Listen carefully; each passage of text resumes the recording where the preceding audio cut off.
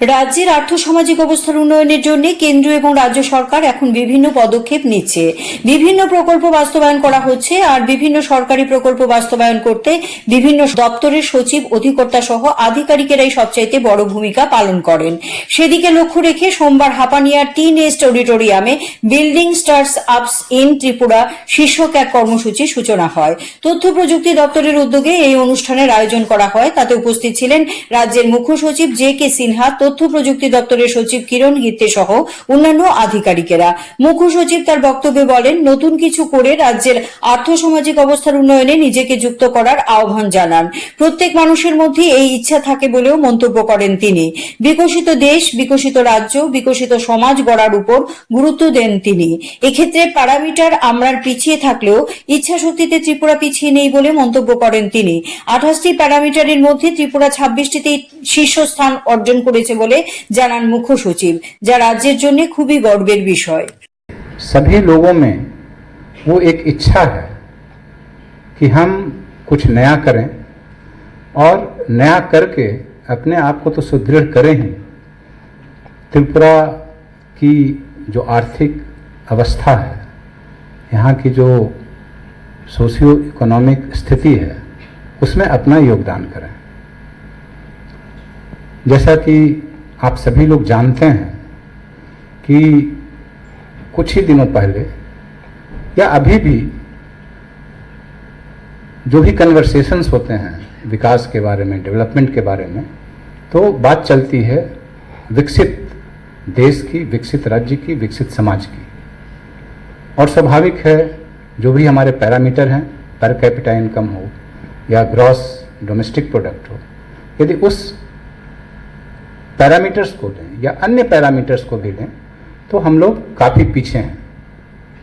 और हम लोग उन पैरामीटर्स में पीछे हो सकते हैं, लेकिन जो इच्छा शक्ति है उसमें हम लोग पीछे नहीं हैं। अभी कुछ ही देर पहले हमारे साथी किरण गित्ते जी दिखा रहे थे कि पूरे देश में अभी रिफॉर्म्स इनिशिएटिव्स लिया जा रहा है, और हमारे प्रधानमंत्री जी रिफॉर्म्स एक्सप्रेस की बात करते रहते हैं, और सभी स्टेट्स के बीच एक कंपटीशन, एक कड़ी दौड़, एक कड़ी प्रतियोगिता जारी है। और उसमें आपको बताते हुए खुशी होती है कि जो भी पैरामीटर्स थे उसमें 28 पैरामीटर्स थे, और 28 में हम लोगों ने 26 पैरामीटर्स में टॉप रैंक हासिल किया है।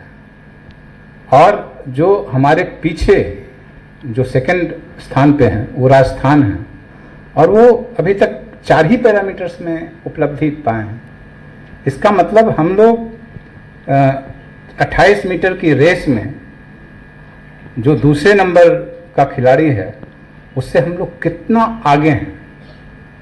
तो जब किरण गित्ते साहब जो स्लाइड्स दिखा रहे थे कि हम लोग स्टार्टअप की रैंकिंग में जो DPIIT द्वारा की जाती है उसमें हम लोग बेस्ट, जो पहली कैटेगरी है उसमें हम लोग नहीं हैं, जो सेकंड उसके बाद की कैटेगरी है उसमें भी नहीं है, हम लोग एस्पायरिंग कैटेगरी में। Marketing problems, internal team issues, and mainly finances. So these are the areas which are now analyzed. And then when we were talking with Prashant, then he told us right from say idea stage up to say technology, prototype, finance, marketing, you have to reach out. Nobody will come to you. You have to reach out, and that is the way to overcome these problems. So in our country, right from say 2015, the Startup India initiative, we had taken various steps. So mainly I would like to highlight the say tax incentives were given in 2016. Fund of fund was established in 2017. Startup awards came. Startup ranking started about say 5 years ago. We have got now Mark, which is a platform of the mentors. Mentors network is available for you to talk. We also have a startup guarantee scheme. Startup Mahakumbh is being organized since last 2 years, and large number of startups from Tripura attended that Mahakumbh, where Prashant gave a presentation there also. Then we have got a Bhaskar knowledge repository. I would request you to access that. That is where you will find lot of resources.